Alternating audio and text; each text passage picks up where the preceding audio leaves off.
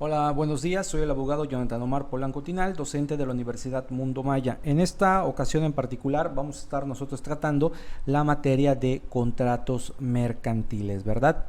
Bueno, para efecto de ello, y me parece, por lo que estoy checando en... Un momentito.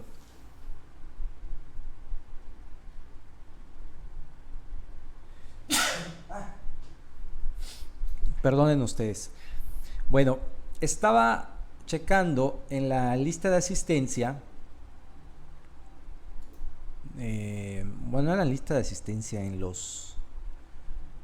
las personas que están agregadas aquí al grupo, me parece que son las mismas personas con las que ya he tomado clase anteriormente. Déjenme checar. A ver, vamos a revisar. Esto para efecto de evitar repeticiones, ¿no? Porque si somos las mismas personas, pues ya saben la manera en la que trabajamos y todo. Entonces, para evitar repetir las cosas y que sea aburrida esta parte, sí, me parece, somos los mismos. Tenemos a Kevin, Carla, Elsie y Joaquín. Somos las mismas personas, entonces vamos a hacer una cosa, vamos a obviar las presentaciones y las repeticiones de la manera en la que nosotros vamos a estar trabajando, porque pues no es la primera vez que trabajamos nosotros juntos, ya sabemos cómo es la manera de trabajar,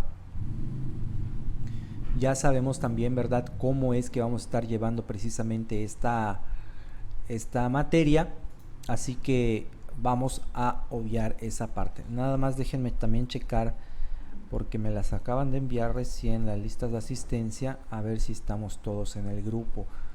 Eso también es importante que lo revisemos. A ver, vamos a checar entonces. Aquí está.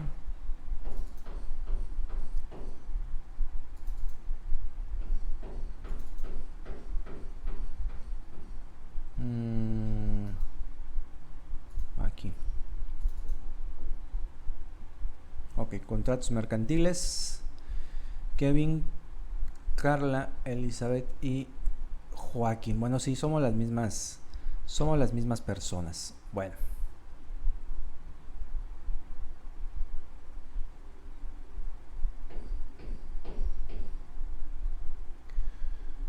Um,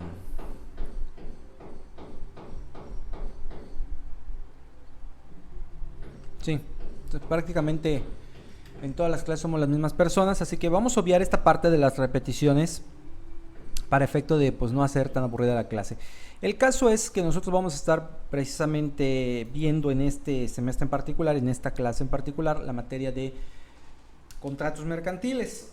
Vamos a estar utilizando algunas legislaciones, ¿verdad?, que nos van a servir para efecto de poder darle curso a la materia en particular. Vamos a estar utilizando lo que es nuestro código de comercio, ¿sí? ¿Verdad? Ahí vamos a estar sacando esta parte interesante: código de comercio, ley general de sociedades mercantiles, ley general de títulos y operaciones de crédito.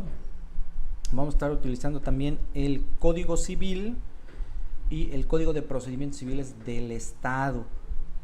¿Por qué utilizamos el código civil y el código de procedimientos civiles?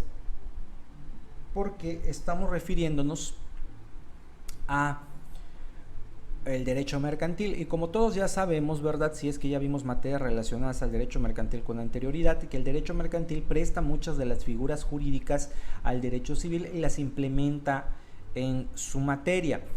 Y no es para menos el hecho de los contratos mercantiles, que toman muchas veces, ¿verdad?, de las premisas, las figuras jurídicas, plazos, términos de los contratos civiles. Entonces, de ahí precisamente que utilicemos estos códigos. Ahora, ¿por qué utilizamos el código de Campeche en vez del código federal o el código de la Ciudad de México?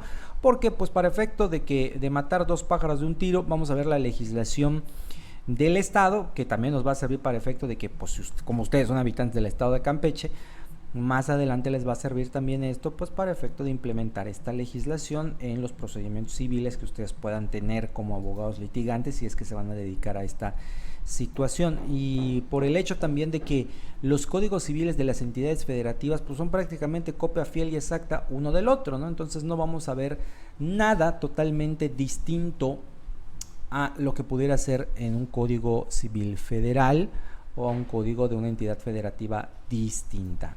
pero lo que sí que nos va a ayudar, ¿verdad? La diferencia de ello que nos va a ayudar para también estudiar la legislación civil del Estado, de nuestra entidad federativa. Bueno, dicho ello, vamos a comenzar con la materia en particular. Es muy importante recordar algunos conceptos jurídicos que nos van a ser de vital importancia para el momento de estudiar esta materia, tales como cuáles. No creo que sea la primera vez que escuchamos, sobre todo porque estamos estudiando una carrera de derecho, la palabra contrato, ¿sí? La palabra contrato. Cuando nosotros hablamos, que de hecho también lo vamos a verificar más adelante acerca de la clasificación de los contratos, pero en sí vamos a conceptualizar primero qué es lo que vamos a entender por contrato, ¿sí? Ahora, esta definición tanto la podemos nosotros extraer de una doctrina, de un libro de derecho, como lo pudiera ser un compendio de derecho civil, que es un libro que yo les recomiendo mucho, ¿no? El compendio de derecho civil de Rafael Rojina Villegas. ¿Por qué? Porque habla de diferentes figuras jurídicas aplicables en el derecho, ¿no? Este compendio de derecho civil comprende 4 volúmenes o 4 tomos. El tercero, no recuerdo bien si es el tercero de ellos o el cuarto, habla acerca de los contratos, pero estoy casi seguro que es el tercero. El compendio de derecho civil de Rafael Rojina Villegas, volumen 3 o tomo 3, me parece que es el de contratos. Déjenme verifico ahorita. No, es el 4. El 3 es el de las obligaciones, teoría general de las obligaciones, tomo 4, vamos a verificar.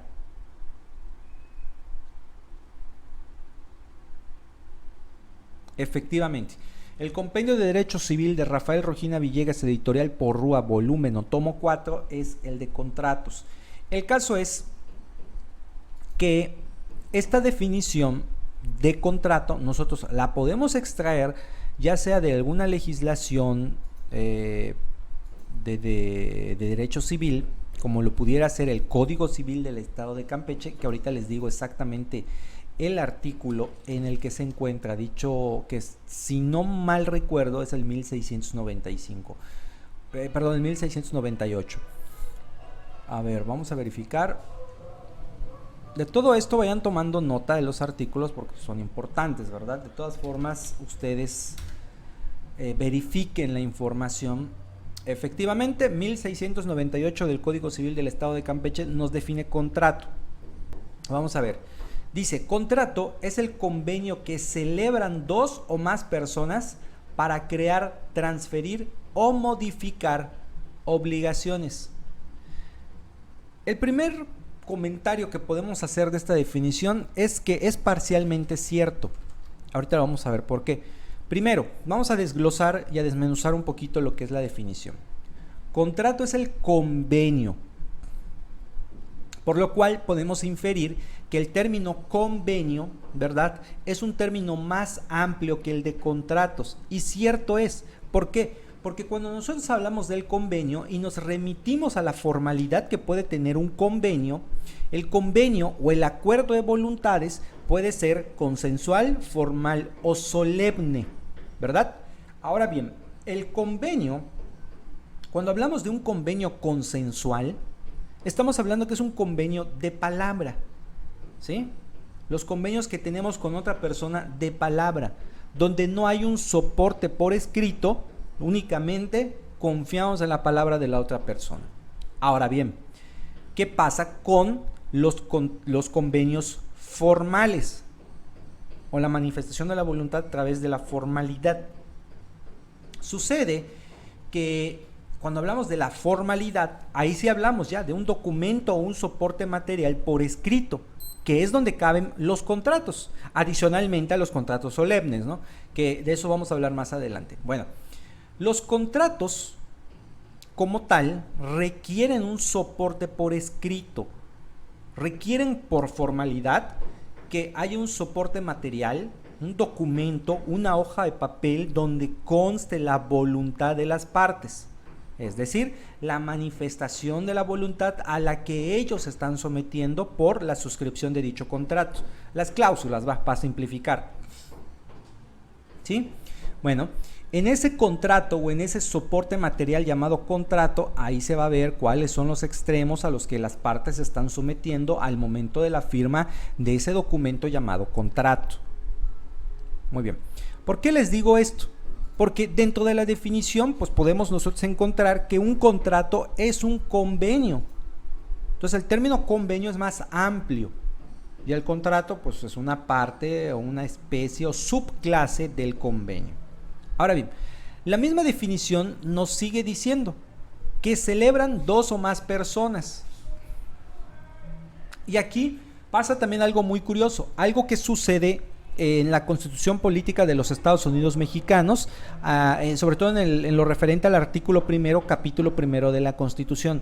Recordemos que este artículo primero, capítulo primero, sufre una modificación trascendental en una reforma constitucional que se llevó en el año 2010, el 2010-2011, uno de estos 2 años, no recuerdo bien exactamente la fecha, pero fue en junio o julio del 2010 o 2011, donde se cambia el nombre del título primero, capítulo primero de la Constitución y también el artículo primero, ¿no? Donde decía que esta Constitución, que todos los individuos, ¿verdad?, gozarán acerca de los derechos de la Constitución, cambian ese término de individuo por persona. Y esto tiene una trascendencia importante también cuando lo vemos desde el punto de vista contractual, porque no es lo mismo un individuo que una persona, ¿verdad? Cuando nosotros hablamos del individuo nos referimos a la persona física, pero cuando usamos el término persona, incluimos a los dos tipos de personas que reconoce el derecho. Ahora es aquí donde viene la pregunta para ustedes, ¿verdad? ¿Cuáles son los dos tipos de personas que reconoce el derecho? Es algo muy simple, es algo que conocemos inclusive, ¿verdad?, por simple cultura general, es algo que se conoce por simple cultura general. Los dos tipos de personas que reconoce el derecho son la persona física y la persona colectiva o persona jurídica, también llamado, ¿verdad?, persona moral. Bueno, estas personas morales, como las empresas, instituciones, asociaciones, sociedades, ¿verdad?, todas estas son personas colectivas o personas jurídico-colectivas, ¿verdad?, o personas morales, como ustedes lo quieran llamar. Ahora, estas personas morales también pueden ser parte dentro de la celebración de un contrato. Por eso nos dice la definición, ¿verdad?, que celebran dos o más personas. Ahora, aquí también hay que señalar algo muy importante. Me dice o me exige como mínimo dos o más personas.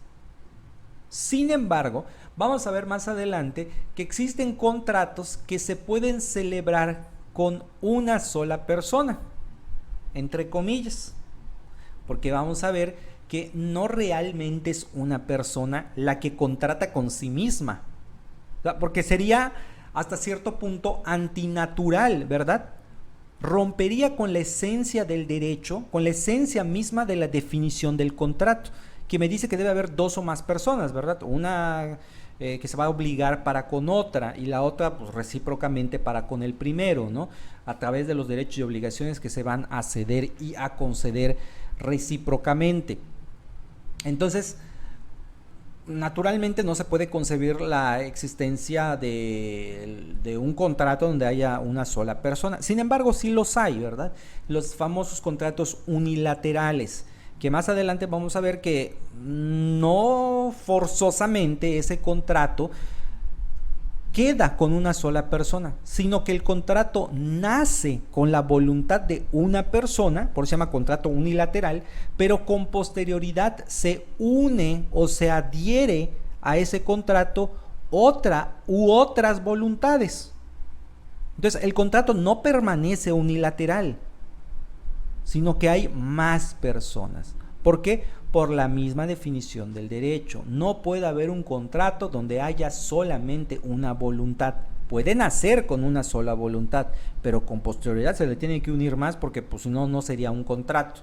Imagínate que yo celebre un contrato con mí mismo, donde digo que Jonathan Omar Polanco Tinal se obliga para con Jonathan Omar Polanco Tinal a hacer cierta cosa. Pues era algo totalmente ridículo, ¿verdad? Por eso no se contempla o inclusive se habla de los contratos donde siempre va a haber una sola voluntad. Nacen con una sola voluntad y con posterioridad se adhiere otra u otras voluntades, como ya lo señalamos. Pero de eso vamos a hablar más adelante. El caso es que aquí me dice 2 o más personas, efectivamente. Y estas personas pueden ser físicas o morales. Puede contratar una persona física con otra persona física, o una persona moral con otra persona moral, o una persona física con una persona moral. Cualquiera de las combinaciones que ustedes puedan imaginar, se puede dar la celebración de este contrato, ¿verdad? Más adelante también vamos a platicar acerca de quién es la persona que suscribe el contrato cuando se ve implícita una persona moral.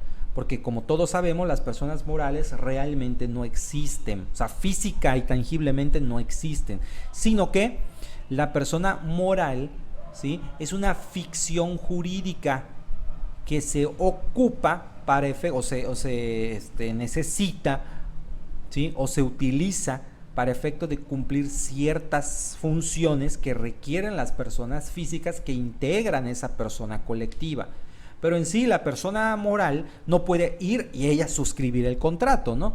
No, requiere de otra persona física para efecto de que represente a esa persona moral y entonces suscriba a favor de ella lo que es el contrato.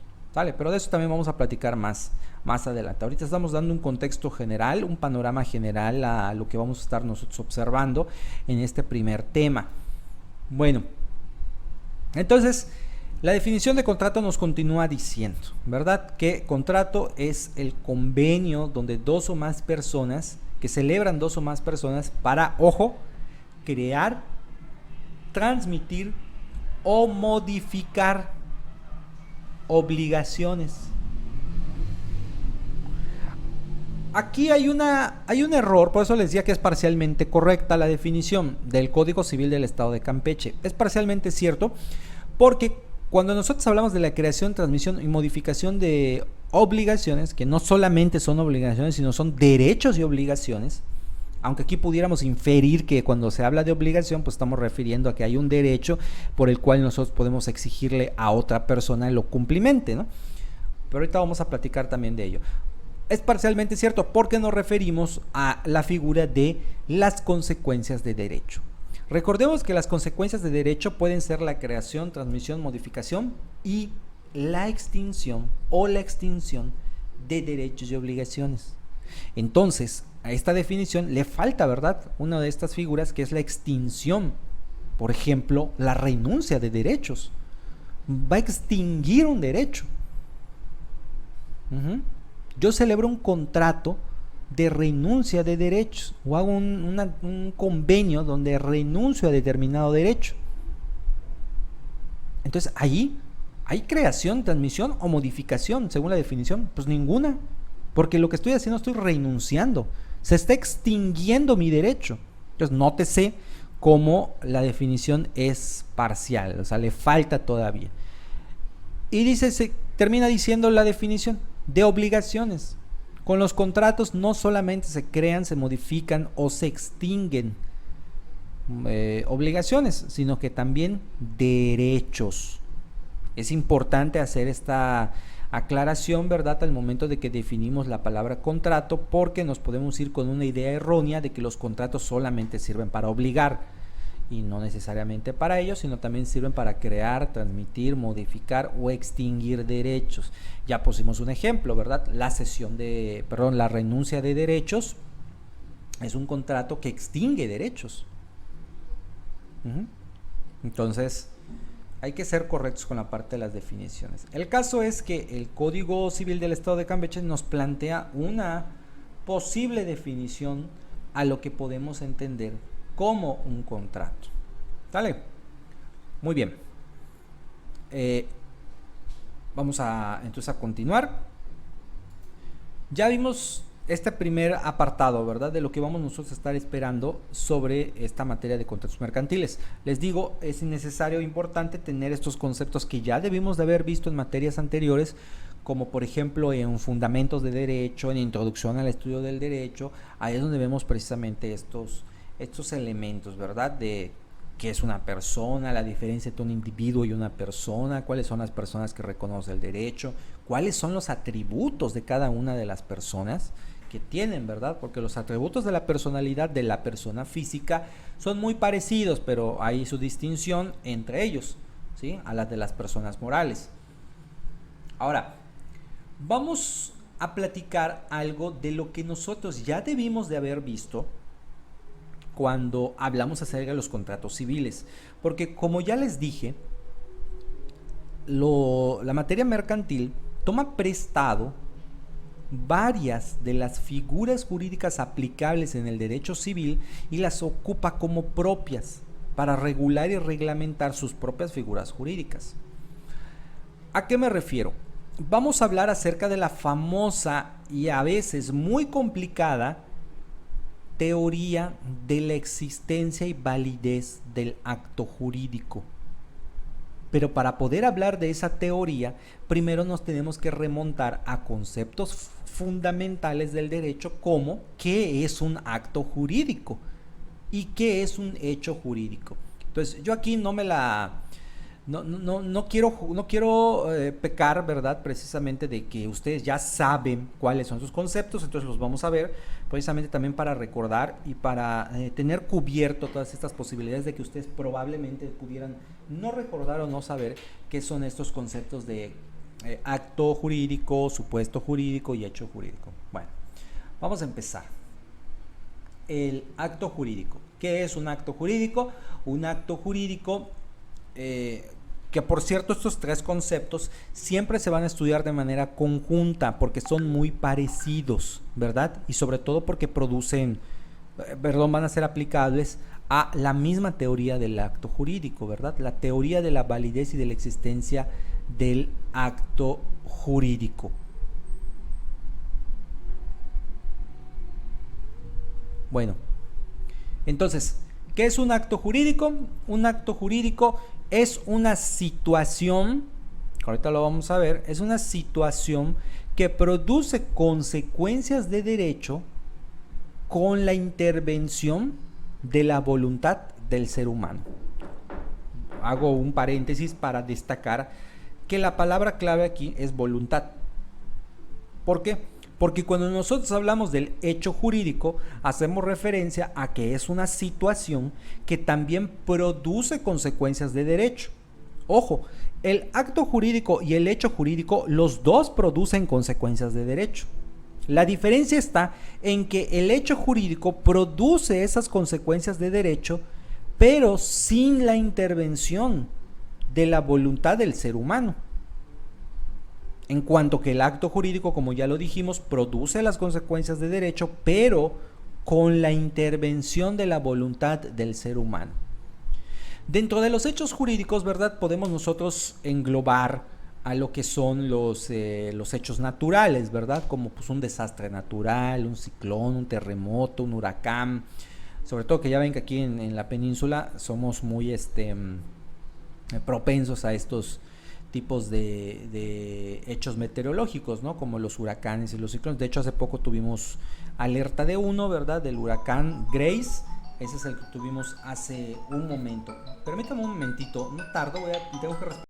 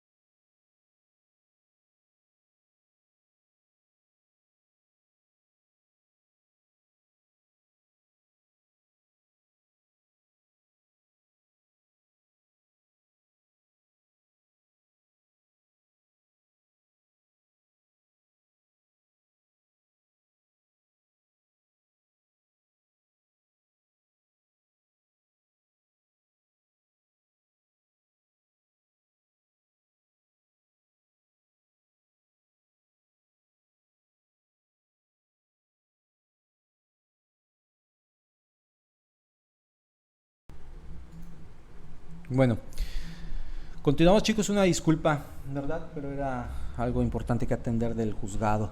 Bueno, el caso está en que esta es la distinción o la diferencia trascendental que existe entre el hecho jurídico y el acto jurídico, ¿verdad? Acto jurídico produce consecuencias de derecho con la intervención de la voluntad del ser humano, y el hecho jurídico produce también consecuencias de derecho sin la intervención de la voluntad del ser humano. Un ejemplo muy claro, y que de hecho lo vamos a estar viendo siempre, de hecho se considera como un acto jurídico, los contratos. El contrato es un acto jurídico porque interviene la voluntad del ser humano para efecto de producir consecuencias de derecho. Yo tengo la voluntad de contratar con otra persona algo, por ejemplo, un contrato de compraventa. Yo celebro con su compañero Joaquín, ¿no? Joaquín tiene una casa que la va a vender y yo la quiero comprar. Y celebramos un contrato. Es voluntad de Joaquín vender la casa y es mi voluntad comprarla. Y para efecto de formalizar dicha voluntad, externamos la misma en un documento llamado contrato de compraventa. Entonces, aquí, ¿qué va a pasar? ¿Va a producir consecuencias de derecho ese contrato? Claro que sí. ¿Qué consecuencias de derecho va a producir? Va a producir la transmisión de un derecho, que es el derecho de propiedad, que lo tiene Joaquín, me lo va a transmitir a mí, ¿sí? Se van a crear también derechos y obligaciones. Yo tengo el derecho de exigirle a Joaquín que me transfiera el derecho de propiedad a través de la suscripción de la escritura pública. Y a su vez Joaquín tiene el derecho de exigirme a mí cumplimentar como obligación de pago, ¿sí? Y también va a haber la creación de un nuevo derecho, pues, que es el derecho de propiedad que yo voy a tener, que se va a derivar de la transmisión, y a su vez Joaquín va a extinguir un derecho de propiedad, porque él me lo transmite, ¿no? Se va a extinguir su derecho de propiedad. Bueno, lo va a transmitir. Ese es un claro ejemplo de un contrato, de un acto jurídico. Los contratos son actos jurídicos. Ahora bien, un hecho natural que produce consecuencias de derecho, el fallecimiento de una persona. Cuando una persona fallece, obviamente pues, por cuestiones naturales, ¿no? Pues pasa el tiempo, la persona envejece, enferma y fallece y muere. Es un acto natural. Ahí no interviene la voluntad del ser humano, ¿verdad?, para que esta persona muera. Claro, cuando nos referimos a una muerte natural. Bueno, el caso es que fallece la persona. Este hecho jurídico produce consecuencias de derecho. O sea, crea, transmite, modifica o extingue derechos y obligaciones. Recordemos que las consecuencias de derecho pueden ser una, pueden ser dos o pueden ser todas. No hay específicamente que un acto o un hecho jurídico solamente produzca una o dos consecuencias. ¿Vale? Bueno, ¿qué consecuencias de derecho va a producir el fallecimiento de una persona? La transmisión de sus bienes a través de la sucesión, sea testamentaria o sea intestamentaria. Va a haber la transmisión de los derechos de la persona sobre sus bienes y propiedades. También puede suceder que se dé la extinción de determinados derechos. Supongamos que esta persona sacó un crédito hipotecario con Infonavit. Recordemos que Infonavit tiene una cláusula que se llama cláusula de mortandad o de mortalidad, no recuerdo bien cuál es el nombre que ellos le dan, pero es esto, ¿no? La cláusula de mortalidad. Cuando la persona o el acreditado fallece, se extingue el adeudo. Entonces, hay una extinción de obligaciones. Fallece la persona, el Infonavit liquida el adeudo, lo cual también sucede con otro tipo de situaciones de crédito, ¿no? De instituciones de crédito, como por ejemplo el crédito automotriz. También es una que tiene cláusula de mortalidad, que cuando el acreditado fallece se extingue el adeudo del vehículo, ¿no?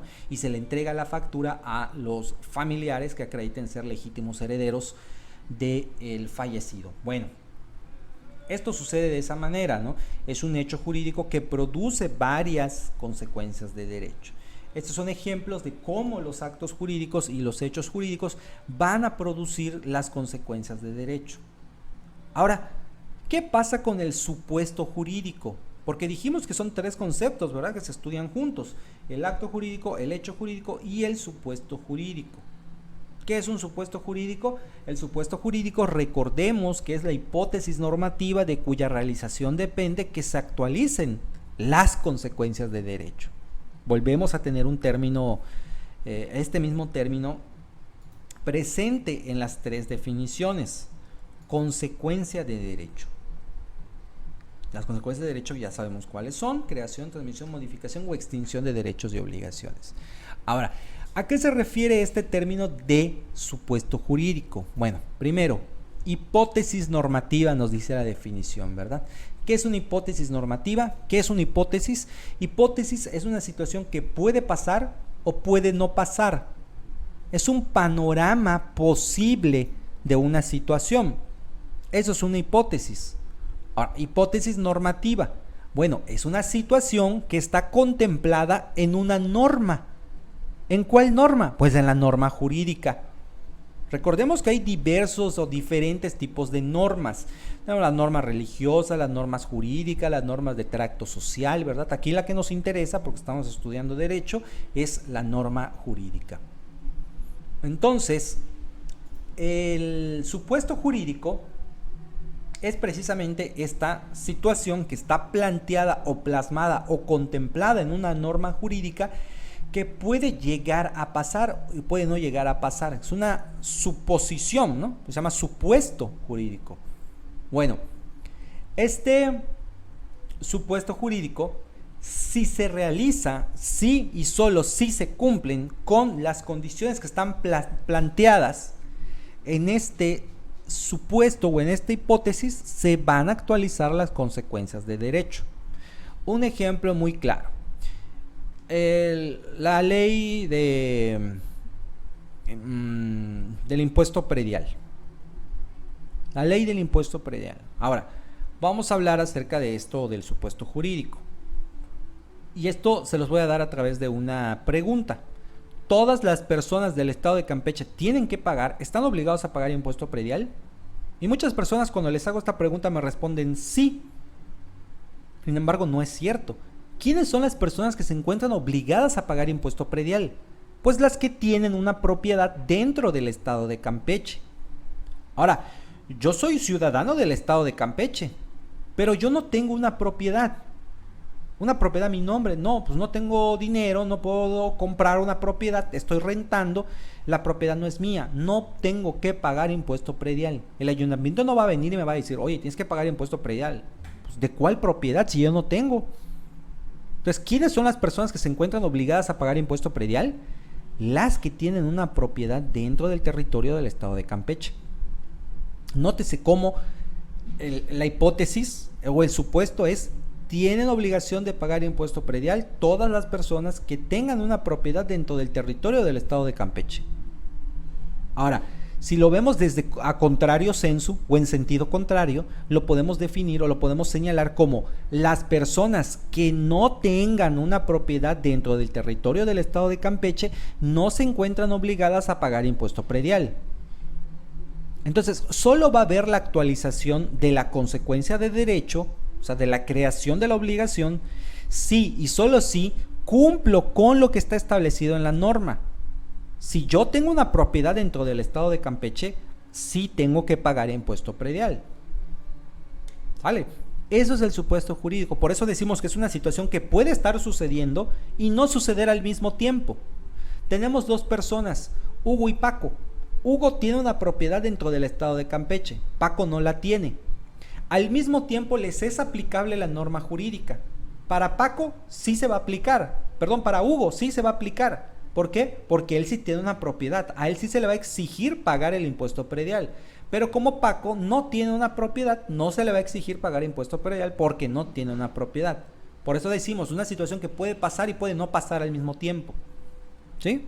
Porque las personas son diferentes, están en condiciones diferentes. Uno sí cumple con los extremos del supuesto jurídico y el otro no. Parece algo abstracto y de hecho lo es, pero así es el derecho. Así es el derecho. Tenemos muchas cuestiones un poquillo abstractas por ahí. Ya que sabemos la diferencia y cómo es la aplicación del supuesto, del acto y del hecho jurídico, es necesario entonces hablar acerca de la teoría del acto jurídico con respecto a los elementos de existencia y de validez del acto jurídico. Que aquí también me pasa algo muy curioso con los estudiantes de derecho, y es hasta cierto punto lógico, porque son dos conceptos que suelen ser confundidos y mal empleados en la práctica: la existencia y la validez. A veces, cuando un acto jurídico es inexistente, es erróneo que digamos es que ese acto no es válido. No, válido no es la palabra correcta, sino es inexistente. Son cuestiones distintas. Ajá. Porque si estamos hablando de la existencia, no podemos contemplar el panorama de la validez. Y aquí es donde volvemos a otra cuestión abstracta. ¿Cómo podemos hablar de que algo es válido o inválido si esa cosa no existe? Por simple lógica, ¿no? Si algo no existe, no podemos hablar de que esa cosa es válida o inválida, pues, si ni siquiera existe. Por eso les digo que es incorrecto hablar de la invalidez cuando realmente el término correcto debería ser la inexistencia. Claro, siempre y cuando estemos dentro del panorama de la inexistencia. Ahora, lo mismo pasa, pero al contrario. Si el acto jurídico es existente, puede ser existente, pero puede ser inválido. Entonces, sería incorrecto que hablamos de que es que eso no existe, es que ese acto jurídico nunca existió. No, sí existió, pero es inválido, es nulo. Que de hecho, este es un término que también va aparejado al concepto de la invalidez. Cuando decimos invalidez y nulidad es lo mismo, son sinónimos. Lo que no son sinónimos es inexistencia y validez o inexistencia y nulidad, ¿sí? No es lo mismo, ahí sí no es lo mismo. Bueno, ¿cuáles son los elementos de existencia del acto jurídico? La teoría del acto jurídico nos marca que como elementos de existencia del acto jurídico tenemos tres. El primero de ellos, la manifestación de la voluntad. ¿Sí? Que exista la voluntad de la persona para llevar a cabo el acto jurídico. Ahora, ¿cómo se puede manifestar la voluntad? La voluntad se puede manifestar de dos maneras: a través de una manifestación expresa o a través de una manifestación tácita. No tacita, tácita. ¿Sí? Tacita es, la agarras para tomar tu café, no es una tacita. No, aquí nos referimos a tácita. Ahora, ¿cuál es la manifestación de la voluntad expresa? Hay voluntad de la manifestación expresa de la voluntad, valga la redundancia, cuando la hacemos a través de medios o actos, ¿sí?, que no dejan lugar a duda que manifestamos dicha voluntad. ¿Sí? Cuando no queda lugar a duda de que manifestamos dicha voluntad, la expresamos de manera verbal o sobre todo a través de, como lo dice la definición, a través de la muestra inequívoca de la expresión de la voluntad. ¿Cuál es? La firma. Cuando yo voy y firmo un contrato, es una manifestación expresa, porque estoy expresando sin lugar a dudas, porque yo firmé ese documento que se supone ya leí, que me quiero obligar a las cláusulas de dicho contrato. Por eso lo firmo. Manifestación de la expresión inequívoca de la voluntad. La firma. Ahora, ¿cuál es la manifestación tácita? A diferencia de la expresa, donde no queda lugar a dudas, bueno, la manifestación tácita es la que se da a través de medios o actos que permiten presumir que quiero llevar a cabo el acto jurídico. No digo sí, no firmo el contrato, pero realizo acciones que le permiten presumir a la otra persona que sí quiero celebrar el acto jurídico. Como por ejemplo, ¿cuál? El contrato de donación. El contrato de donación pues implica que yo puedo ceder a otra persona una cosa. O sea, por ejemplo, no lo veamos desde un punto de vista jurídico como tal, como el contrato, ¿no? Vamos a verlo desde un punto de vista más coloquial. Yo le digo a Carla, te regalo este teléfono celular. ¿Lo quieres? Ahora, si Carla me dice sí, pues hay una manifestación expresa, ¿no? Porque ella está expresando sin lugar a dudas que quiere el teléfono. Ahora, supongamos que Carla no me dice ni sí ni no. Le digo, Carla, ¿quieres este teléfono? Te lo regalo. Carla viene y se lo lleva.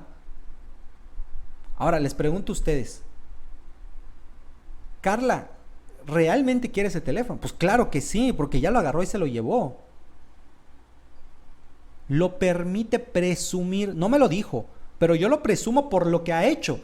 Ha tomado el teléfono y se lo ha llevado. Ah, bueno, pues se da a entender que sí lo quiere, ¿no? Eso es una manifestación tácita de la voluntad. ¿Sale?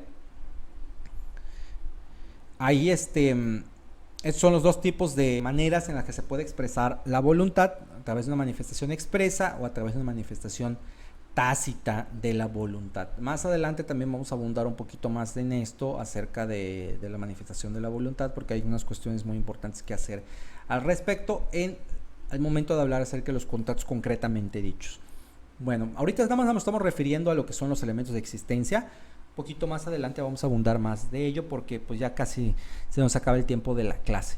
Entonces nada más vamos a dar una explicación muy somera para efecto de entrar en contexto para la siguiente sesión.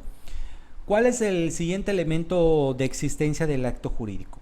Ya vimos que el primero es la manifestación de la voluntad.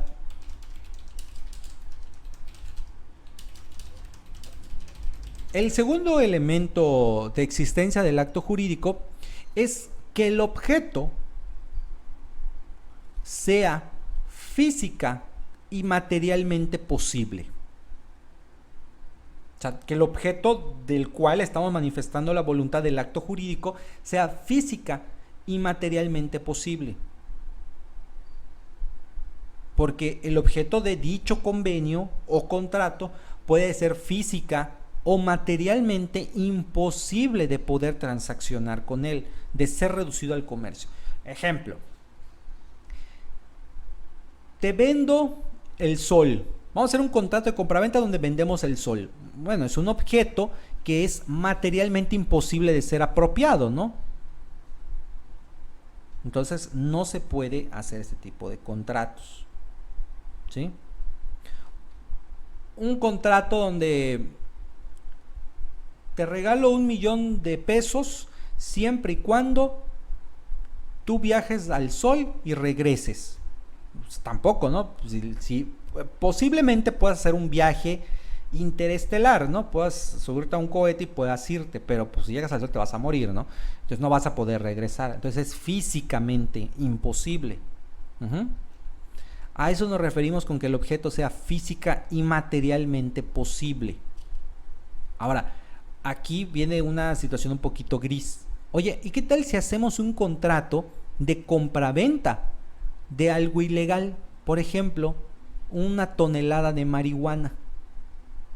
La marihuana es física y materialmente posible, claro que lo es, pero transgredería el tercer elemento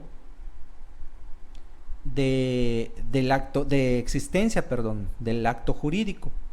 ¿Cuál es? El reconocimiento de la norma.